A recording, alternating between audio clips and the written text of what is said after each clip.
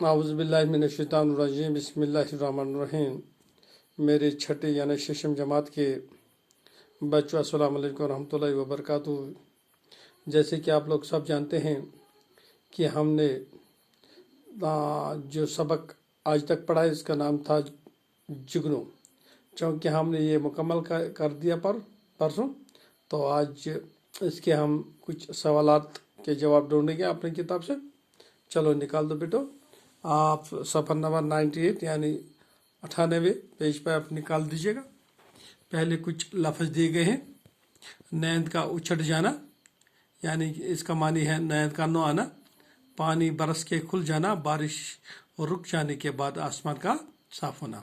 और दूसरा जो है तीसरा, गुलशन चमन बाग को कहते हैं, गुबार दूल गर्द, चंबेली सफ़ेद रंग का एक खूबसूरत या खुशबूदार फूल, जमाल खूबसूरती हुस्न को बोलते हैं, तराविश टपकना झटकना जाहिर होने को कहते हैं, गोया जैसा है और शायद, पीपल गर्म इलाके में पाए जाने वाला सायदार पेड़, जुल्मत अंधेरा को कहते हैं। अब सवालों के ऊपर आएंगे बेटो।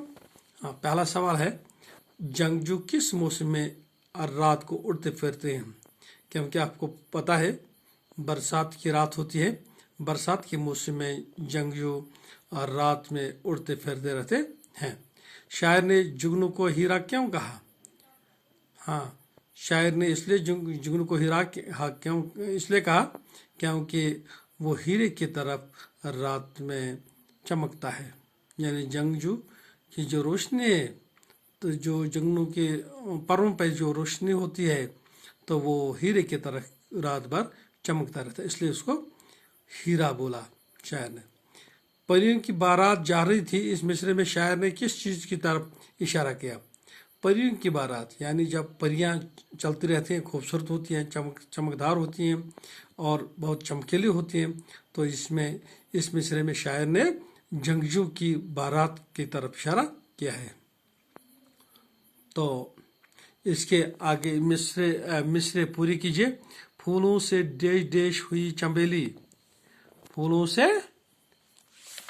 फूलों से डैश डैश हुई चंबेली, तो यहाँ पे फूलों से लदी हुई चंबेली। किस्मत थी डैश डैश फिजा की, किस्मत ही चमक गई फिजा की, होने लगी जुगनू की बारात, हीरू में डैश डैश लगे हुए थे, हीरू में पर लगे हुए थे, जुल्मत की मोती कहाँ लटक रही थी, परियों की बारात जा रही थी। बस आज इतना ही बेटो, कल और पढ़ेंगे दूसरा सबक।